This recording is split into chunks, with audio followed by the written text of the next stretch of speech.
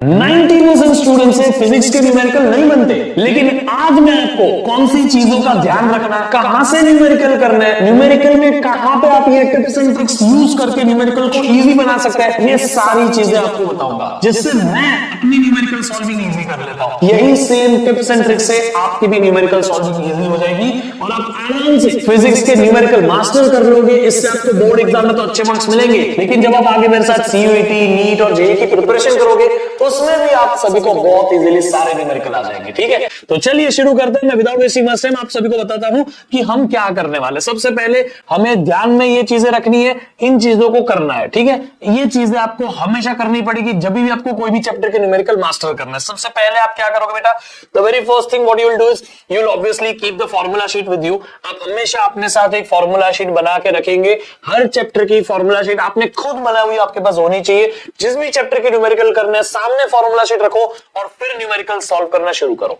Numerical solve करते वक्त सबसे पहला स्टेप, रीड क्वेश्चन केयरफुली, क्योंकि आपके पास सबसे पहले हिंट यही है कि क्वेश्चन दिया हुआ है।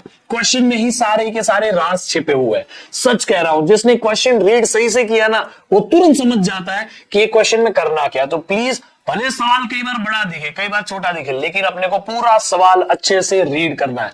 आपको अगर बहुत फास्ट रीडिंग की आदत है तो 2 बार रीड करिएगा, लेकिन क्वेश्चन को समझने की पूरी कोशिश करेगा। जैसे ही आपका क्वेश्चन रीड करके हो जाता है, क्वेश्चन में से डेटा जॉट डाउन करिए। सबसे पहले क्वेश्चन पेपर में ही सर्कल मार्क करके जब रीड कर रहे हैं तो हाँ, ये हमें चार्ज की वैल्यू दी है, हाँ ये फोर्स की वैल्यू दी है, हाँ ये डिस्टेंस दिया है, ये सारी चीजें मार्क कर लीजिए। फिर उन डेटा को पेपर पे लिखिए कि ये हमें दिया हुआ है। और जैसे ही आप ये कर लोगे, आपको उसके बाद खुद ये क्वेश्चन को अटेम्प्ट करना है। ठीक है, मैं आपको अभी कुछ टिप्स एंड ट्रिक्स बताऊंगा जिससे ये चीजें आपकी इजी हो जाएगी, लेकिन आप सबसे पहले खुद अटेम्प्ट करेंगे क्वेश्चन पेपर को। जो भी न्यूमेरिकल है, आप एग्जाम में तो ऑब्वियसली खुद करने वाला है, लेकिन न्यूमेरिकल सॉल्विंग के वक्त आप सबसे पहले खुद अटेम्प्ट करें उस क्वेश्चन को।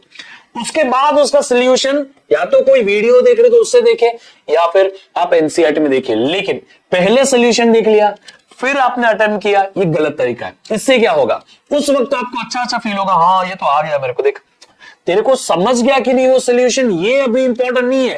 तू कॉन्सेप्ट को अप्लाई कर पा रहा है कि नहीं, बिना कोई हिंट के भी तू वो सोल्यूशन ला पा रहा है कि नहीं, ये जरूरी है। इसीलिए आप प्लीज कभी भी पहले क्वेश्चन खुद अटेम्प्ट करिएगा। नहीं आता, नो प्रॉब्लम, आपको खुद सबसे पहले पूरी कोशिश करनी है। क्वेश्चन रीड किया, ये दिया, ये दिया, ये दिया, ये दिया, अब पता करो फॉर्मूला में से कौन सा फॉर्मूला से। आपको वैसे ही क्वेश्चन रीड करके ना पता चल जाता है कौन से टॉपिक की बात हो रही है उस चैप्टर में। अब उस टॉपिक में कुछ 4-5 ही फॉर्मूला होंगे मैक्सिमम, बोल रहा हूं, तो उस फॉर्मूला में कौन सा फॉर्मूला जिसमें ये सारी टर्म्स दिख रही है, हाँ ये दिख रहा है, ये फॉर्मूला है, तो मेजॉरिटी क्वेश्चंस एक ही फॉर्मूला से हो जाते हैं।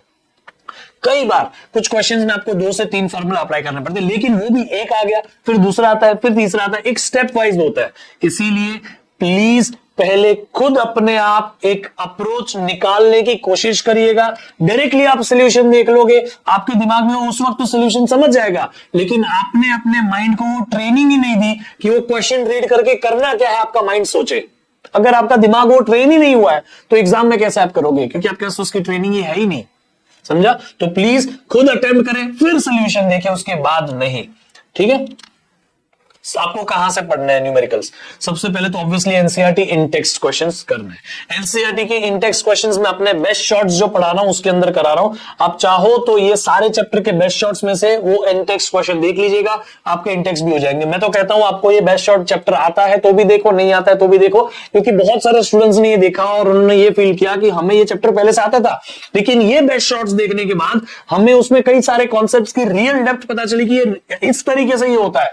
आपको कोई करंट इलेक्ट्रिसिटी पढ़ाते वक्त ये नहीं बताएगा कि इसको वैलेंस बैंड बोलते हैं, इसको कंडक्शन बैंड बोलते हैं, किसको फ्री इलेक्ट्रॉन बोलते हैं, किसको वैलेंस इलेक्ट्रॉन बोलते हैं। Nobody teachers you. आपको कोई मूविंग चार्जेस एंड मैग्नेटिज्म पढ़ाते वक्त में इलेक्ट्रोस्टैटिक्स पूरा रिवाइज नहीं करा देता। आपको कोई gravitational field, magnetic field, electric field revise नहीं कराता उस चैप्टर में, मैं कराता हूं। आप कोई भी पूरे YouTube पे जाके देख लो, search for moving charges and magnetism one shot. कोई वन शॉट 2.5 घंटे से ऊपर का नहीं है, और मेरा वन शॉट 5.5 घंटे से ऊपर का है। आप समझ सकते हो कि मैं कितना डेप्थ में पढ़ा रहा हूं। मैं हर उस बच्चे के लिए पढ़ा रहा हूं जिसको फिजिक्स में दिक्कत होती है। लोग यूजुअली काफी चीजें स्किप कर करके पढ़ाते हैं ना, रियल चीजें नहीं बताते, इसीलिए आपका फिजिक्स वीक रह जाता है। और फिर आपको आज तो किसी से आपने 5 घंटे की जगह 3 घंटे में पढ़ लिया, लेकिन कल वापस आपको पढ़ना पड़ता, आपका वापस डबल टाइम गया, फिर भी आपको कॉन्फिडेंस नहीं आता। सो इसीलिए एक बार करो, बेस्ट बार करो, समझा? तो इसको प्लीज आप देखिएगा, बेस्ट शॉट आपको करने ही करने हैं। इसी के साथ में आप एनसीईआरटी टेक्स्ट बैक क्वेश्चंस की भी मेरी सीरीज दे सकते हो, आपको ऑब्वियसली इस चैनल पे भी मिल जाएगी एनसीईआरटी टेक्स्ट बैक की सीरीज, मैं कंटिन्यूअसली उसको अपलोड कर रहा हूं। लेकिन अगर आप कोई पीछे वाले चैप्टर पे हो फिजिक्स के, तो आप फिजिक्स वाला के मेरे एक सीरीज है मेरी वहां पे एनसीईआरटी वाला चैनल पे, तो एनसीईआरटी वाला चैनल पे भी तुषार पटेल करके सर्च करना, एनसीईआरटी सॉल्यूशन सीरीज आपको दिख जाएगी, वहां पे ऑलरेडी वीडियोस है, ठीक है? I was teaching the last year, so आप वहां से भी एनसीईआरटी सॉल्यूशंस देख सकते हो। फिर पीवाईक्यूज आपको करने हैं, अगर आपके पास मेरा बोर्ड बूस्टर बैच जो था पीडब्ल्यू का, उसका एक्सेस हो तो आपको वहां से करने को मिल जाएंगे। लेकिन अदरवाइज मैं आपको प्रैक्टिस कराऊंगा इस चैनल पे। अभी I am not associated with any attack, मैं प्योरली यहां पे पढ़ा रहा हूं ताकि मुझे अपनी पूरी फ्रीडम से असलियत पढ़ाने का मौका मिले, रियल कॉन्सेप्ट पढ़ाने का मौका मिले, बच्चों को फिजिक्स फील करवाने का, इजी बनाने का मौका मिले। इसलिए मैं वो प्रैक्टिकल्स करके या वैसे करके नहीं बोल रहा हूं, मैं ये बोल रहा हूं कि जो कॉन्सेप्ट है ना उसको एकदम जड़ तक बताऊं, बिना समय देखे बताऊं, आपको फिजिक्स समझाऊं, ठीक है? एनीवे चलो आगे बढ़ते हैं। ये हो गया उसका एग्जाम्पलर करिए, या इतने जगह से आपने अगर न्यूमेरिकल कर लिए है, मेरा मानना है कि आपका काम हो गया है। इसके बाद आपको फिर भी बचा समय, तो कॉम्पिटेंसी बेस्ड क्वेश्चन करिए। आप एग्जाम्पलर या कॉम्पिटेंसी बेस्ड क्वेश्चन दोनों में से कोई एक कर सकते हैं, सब तो यू बेटा, ठीक है? आपको इन चीजों को ध्यान में रखना है जब भी न्यूमेरिकल कर रहे हैं। आपका न्यूमेरिकल हमेशा इजी हो जाएगा अगर आप न्यूमेरिकल सॉल्विंग करते हो और 3 चीजों का ध्यान रखेंगे। सबसे पहले इसके पहले की चीज आपको दिमाग में रखनी है, देखो मैं आपको बता देता हूं। ये तो आपने सोच लिया, फॉर्मूला शीट सामने रखेंगे, फिर क्वेश्चन रीड करेंगे, उसमें डेटा सर्कल करेंगे, फिर डेटा जॉट डाउन करेंगे, फिर उसके बाद खुद अटेम्प्ट करेंगे।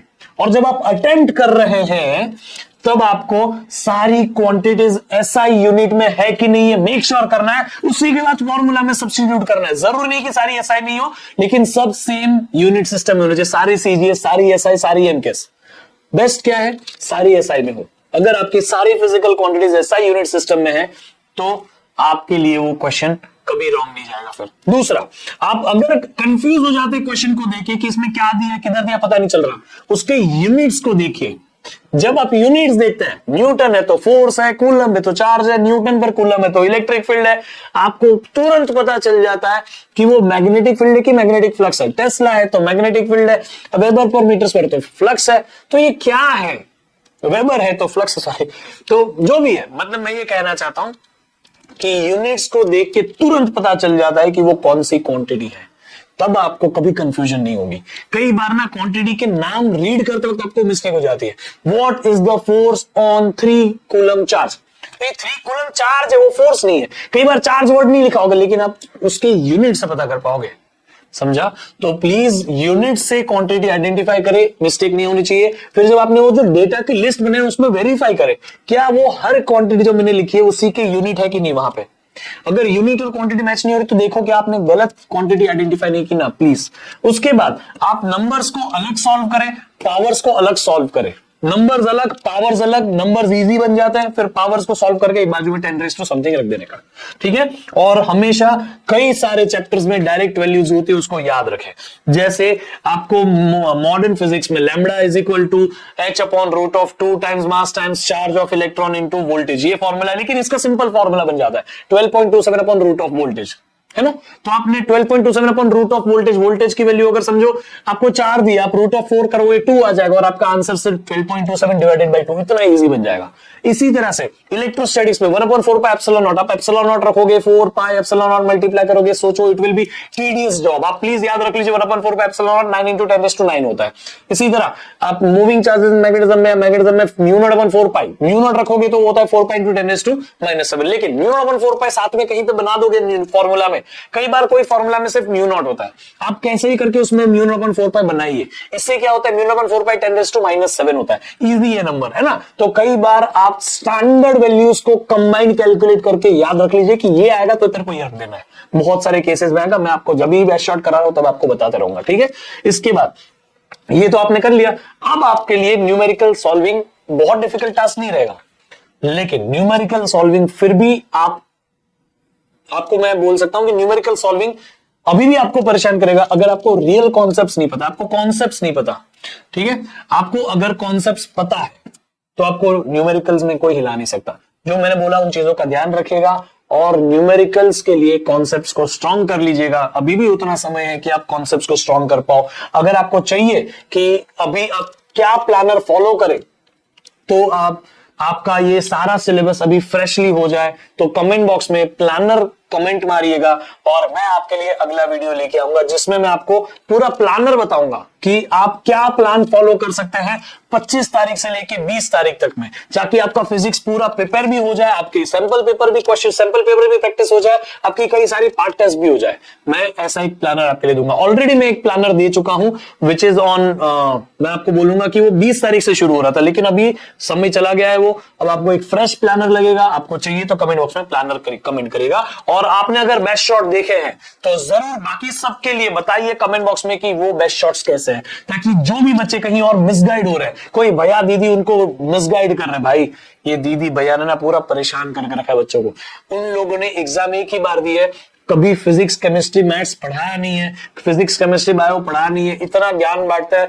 नो ऑफेंस टू एनीवन, लेकिन प्लीज इतना स्ट्रेटेजी ये शॉर्टकट इतना मत करिए यार। Life is simple, let it be simple please. Exam time है, किसी के पीछे ऐसे मत पागल होइएगा कि वो दीदी भैया आपका समय बर्बाद कर दे। सोच लो ना, कोई टीचर कोई भी इंसान को सारे सब्जेक्ट, कोई मास्टर ऑफ पूरा होता है ना, वो एक सब्जेक्ट का मास्टर होता है। कोई ऐसा कैसे पॉसिबल है कि भाई उसको सारे सब्जेक्ट आते हैं? कोई उतना डेप्थ में नहीं, कोई ऐसा सौदागर नहीं होता है। ठीक है, आप देख लेना, जब वो पढ़ा रहे तब देख लेना और जब मैं पढ़ा रहा हूं तब देख लेना, दोनों की कॉन्सेप्ट की डेप्थ में कितना फर्क होता है। It's no offense to anyone, but please students, आपके फ्यूचर का सवाल है and this is for you. ठीक है, आपको समझना है कि किधर से पढ़ना है, कहां कौन अच्छा टीचर पढ़ा रहा है, कौन आपको समय बर्बाद करा रहा है, who is wasting your time, कहां आपको ये टाइम पास हो रहा है और कहां आपकी रियल पढ़ाई हो रही है। आई अप्रिशिएट कि सब लोग मिलकर एक काम करें कि आपके लिए पढ़ाई इजी कर रहे हैं, आपको पढ़ाई के रिसोर्सेज दे रहे हैं, लेकिन अब आपके पास इतने सारे चॉइसेस हैं तो आपको पता करना पड़ेगा यार कौन सा बेस्ट है। तो आपके ऊपर ये जिम्मेदारी बनती है।